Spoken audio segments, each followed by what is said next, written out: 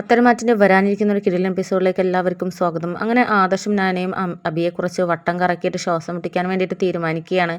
എന്നിട്ട് അവർ രണ്ടുപേരും അബിയെ കണ്ടിട്ട് പറയുന്നുണ്ട്, ഇനി മുതൽ മോളെ സ്കൂളിൽ നിന്ന് കൂട്ടിക്കൊണ്ടുവരേണ്ടതും മോളുടെ എല്ലാ കാര്യങ്ങളും നോക്കേണ്ടത് നീയാണ്. അല്ലെങ്കിൽ ഞങ്ങൾ എല്ലാ സത്യവും ഇവിടെയുള്ളവരോട് തുറന്നു പറഞ്ഞിട്ട് നിന്നെ ഇവിടെ നിന്നും എന്നേക്കുമായിട്ട് പുറത്താക്കും. പിന്നെ ജോലിയും കൂലിയും ഒന്നുമില്ലാതെ തെണ്ടിത്തിരിഞ്ഞ് നടക്കേണ്ടി വരും എന്നുള്ള രീതിയിലൊക്കെ ആദർശും നാനയും പറയുന്നുണ്ട്. ഇത് കേട്ടിട്ട് അബിയാകെ പേടിക്കുന്നുണ്ട്. താൻ ആഗ്രഹിച്ച പോലെ ഒന്നും ഇനി നടക്കാൻ കഴിയില്ല, നടത്തിയെടുക്കാൻ കഴിയില്ല. അതുകൊണ്ട് ഇവർ പറഞ്ഞത് കേട്ട് അനുസരിക്കുന്ന നല്ലത് എന്നൊക്കെ പറയുന്നുണ്ട്. പക്ഷേ ആ സമയത്ത് ഒഴിഞ്ഞു മാറാൻ വേണ്ടിയിട്ട് അബി പറയുന്നുണ്ട്, അത് പിന്നെ നയനയ്ക്ക് ഇഷ്ടമല്ലല്ലോ, അപ്പോൾ നയനയ്ക്ക് സങ്കടമാവില്ലേ, അതുകൊണ്ട് ഞാൻ അത് ചെയ്യാതിരിക്കുന്നതാണ് നല്ലത്. എൻ്റെ മനസ്സിൽ അതൊക്കെ ഉണ്ടാകും. ആദർശേട്ടൻ നയനയെ നോക്കിയതുപോലെ തന്നെ ഇപ്പോൾ അങ്ങനെ തുടർന്നാൽ പോരെ എന്നൊക്കെ ചോദിക്കുന്ന സമയത്ത് അത് പോരാ, എന്തായാലും എൻ്റെ ചേച്ചിയല്ലേ, അത് ഞാൻ നോക്കിക്കോളാം, നീ എന്തായാലും ചന്തുവിൻ്റെ കാര്യം നോക്കിയേ പറ്റൂ എന്നൊക്കെ പറയുകയാണ്. അങ്ങനെ പിന്നീട് സ്കൂളിൽ നിന്ന് കൂട്ടിക്കൊണ്ടുവരുന്നതും അതുപോലെ തന്നെ ചന്തുവിനെ കളിപ്പിക്കാനുള്ള കാര്യങ്ങളൊക്കെ നോക്കുന്നതും ഒക്കെ അബി ചെയ്യുന്നുണ്ട്.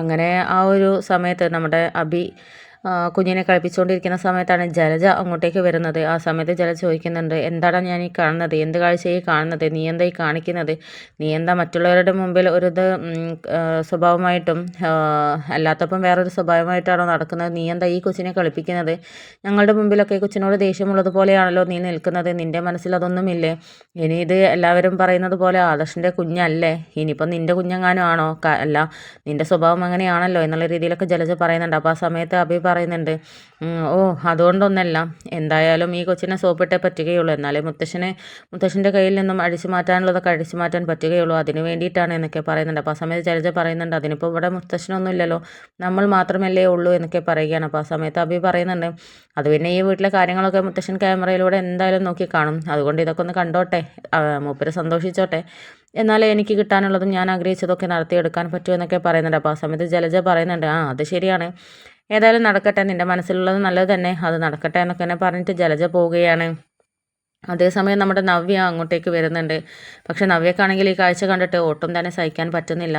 എന്നിട്ട് ദേഷ്യത്തോടു കൂടെ അബിയുടെ അടുത്ത് വന്നിട്ട് പറയുന്നുണ്ട്, എടാ ഞാൻ എന്ത് കാഴ്ചയായി കാണുന്നത്, നീ എന്താ ഈ കൊച്ചിനെ എടുക്കുന്നത്, നമ്മുടെ കൊച്ചിനെ എടുക്കാൻ ഞാൻ പറയണമല്ലോ, അല്ലാതെ നീ എടുക്കാറില്ലല്ലോ, ഇപ്പോൾ എന്തിനാ നീ ഇവളെ എടുത്ത് കളിപ്പിക്കുന്നത്, എന്താ നിൻ്റെ ഉദ്ദേശം, എനിക്ക് ആ കൊച്ചിനെ എടുക്കുന്നതോ അവളുടെ അടുത്ത് പോയി നിൽക്കുന്നത് ഇഷ്ടമല്ല എന്നുള്ളത് നിനക്ക് അറിഞ്ഞൂടെ, നീ എന്ത് ഭാവിച്ചാണ്, അല്ലെങ്കിൽ നീ എൻ്റെ മുമ്പിൽ അഭിനയിക്കുകയാണോ, ഇനി എല്ലാവരും പറയുന്നത് പോലെ ഇത് നിൻ്റെ കുഞ്ഞെങ്ങാനും ആണോ എന്നുള്ള രീതിയിലൊക്കെ ചോദിക്കുന്നുണ്ട്. അപ്പോൾ ആ സമയത്ത് അബി പറയുന്നുണ്ട്, നീ എന്താ നവ്യ ഇങ്ങനെയൊക്കെ സംസാരിക്കുന്നത്, ഞാൻ എന്തായാലും അച്ഛനെ സോപ്പിടാനൊക്കെ വേണ്ടിയിട്ടാണ്, അല്ലാതെ ഈ കൊച്ചിനോട് സ്നേഹം ഉണ്ടായിട്ടൊന്നുമല്ല എന്നൊക്കെ പറയുന്നുണ്ട്. അപ്പോൾ ആ സമയത്ത് നവ്യ പറയുന്നുണ്ട്, പക്ഷേ ഞാൻ വരുമ്പോൾ നീ ആത്മാർത്ഥമായിട്ട് ആ കൊച്ചിനെ സ്നേഹിക്കുന്നത് പോലെയാണല്ലോ എനിക്ക് തോന്നിയത് എന്നൊക്കെ പറയുന്നുണ്ട്. അപ്പോൾ നമ്മുടെ അബി പറയുന്നുണ്ട്, അത് പിന്നെ ഇവിടുത്തെ അച്ഛൻ എന്തായാലും ക്യാമറയിലൂടെ കാര്യങ്ങളൊക്കെ ഇവിടുത്തെ വീട്ടിലുള്ള കാര്യങ്ങളൊക്കെ എന്തായാലും നോക്കുകയൊക്കെ ചെയ്യും, ആ സമയത്ത് ഇതൊക്കെ ഒന്ന് കണ്ടോട്ടെ, മൂപ്പർക്ക് സന്തോഷമായിക്കോട്ടെ, അതിന് വേണ്ടിയിട്ടാണ് ഞാനിത് ചെയ്യുന്നത് എന്നൊക്കെ പറയുന്നുണ്ട്.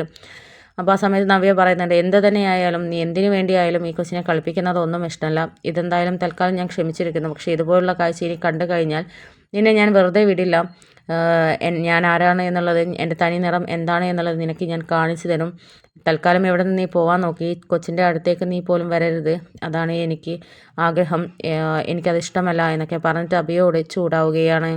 അങ്ങനെ പിന്നീട് നവ്യ അവിടെ നിന്ന് പോവുകയാണ്. ആ സമയത്താണ് നയനയും ആദർശം അങ്ങോട്ടേക്ക് വരുന്നത്. എന്നിട്ട് ഈ കാഴ്ച കാണുന്നുണ്ട്. അപ്പോൾ അവർ മനസ്സിൽ പറയുന്നുണ്ട്, ഓ ഈ കാഴ്ച ഇങ്ങനെയെങ്കിലും കണ്ടല്ലോ, ഏതായാലും നമ്മൾ ഭീഷണിപ്പെടുത്തിയിട്ടാണ് ചെയ്യുന്നത്, ആത്മാർത്ഥമായിട്ടൊന്നും അല്ല, എന്തായാലും കാഴ്ച നേരിൽ കാണാൻ പറ്റിയല്ലോ എന്നൊക്കെ ഇങ്ങനെ അവർ പരസ്പരം സംസാരിക്കുന്നുണ്ട്. അങ്ങനെ അബിയുടെ അടുത്തേക്ക് വന്നിട്ട് പറയുന്നുണ്ട്, ഓ നല്ല നല്ല കാഴ്ചകൾ എന്തായാലും ഇനിയും കാണട്ടെ, ഏതായാലും കൊച്ചിനെ എടുത്തതൊക്കെ കണ്ടല്ലോ, ഇനിയും അങ്ങനെ തന്നെ നടക്കണം, കുഞ്ഞിന് വേണ്ടിയിട്ട് കാര്യങ്ങളൊക്കെ നീ തന്നെ ചെയ്യണം, കാരണം ഇത് നിൻ്റെ കുഞ്ഞാണല്ലോ, അല്ലാതെ ആദർശേട്ടൻ്റെ കുഞ്ഞല്ലല്ലോ, മറ്റുള്ളവരുടെ മുമ്പിൽ എല്ലാം പഴി കേൾക്കുന്നതും ആദർശേട്ടനാണല്ലോ, അപ്പോൾ അതിൻ്റെ ഒരു അംശമെങ്കിലും നീ അനുഭവിക്കണമല്ലോ എന്നൊക്കെ ഇങ്ങനെ പറയുകയാണ്. പക്ഷേ ഈ പറയുന്നത് നമ്മുടെ നവ്യ കേൾക്കുന്നുണ്ടായിരുന്നു. എന്നിട്ട് അവൾക്ക് ഒട്ടും തന്നെ സഹിക്കാൻ പറ്റില്ല, ഇവരെന്താണ് പറയുന്നത്, അഭിയുടെ കുഞ്ഞെന്നോ, ഇവർ എന്തൊക്കെയോ എന്നിൽ നിന്നും മറച്ചു വെക്കുന്നുണ്ടല്ലോ, ഇനി അവൻ്റെ കുഞ്ഞ് തന്നെയാണോ, കാരണം അവിടെ ആരും ഇല്ലല്ലോ, അവർ തമ്മിൽ സംസാരിക്കുകയാണല്ലോ, അപ്പോൾ എന്തായാലും ഇതിൽ എന്തൊക്കെയോ ദുരൂഹതകളുണ്ട്, അബി എന്നെ വീണ്ടും ചതിക്കുകയാണോ, അങ്ങനെയാണെങ്കിൽ അവനെ ഞാൻ വെറുതെ വിടില്ല, അവനെ ഞാൻ ജയിലിൽ കയറ്റും, എന്നെ ചതിച്ചാൽ ഞാൻ പണ്ടത്തെ പോലെ നോക്കി നിൽക്കത്തൊന്നുമില്ല, എനിക്കൊരു കുഞ്ഞുകൂടിയായതാണ്, കുറച്ചുകൂടെ ഉത്തരവാദിത്തം വേണം, അതിനെക്കൊണ്ട് എന്താണ് ഇതിൻ്റെ പിന്നിൽ എന്നുള്ളതും സത്യം എന്താണ് എന്നുള്ളതും കണ്ടെത്തിയിരിക്കണം. അതുകൊണ്ട് തൽക്കാലം ഞാൻ അറിഞ്ഞതുപോലെ അവരെ ഭാവിക്കേണ്ട, അവരത് അറിയാൻ വേണ്ട. എന്തായാലും തെളിവുകളോടെ എനിക്കത് കണ്ടെത്തണം. ഇതിലെന്തെങ്കിലും സത്യം ഉണ്ടോ, ഇനി ഇവർ കളിക്കുകയാണോ എന്നുള്ളതൊക്കെ എനിക്കറിയണം എന്നുള്ള ആ ഒരു തീരുമാനത്തിൽ നിൽക്കുകയാണ് നവ്യ.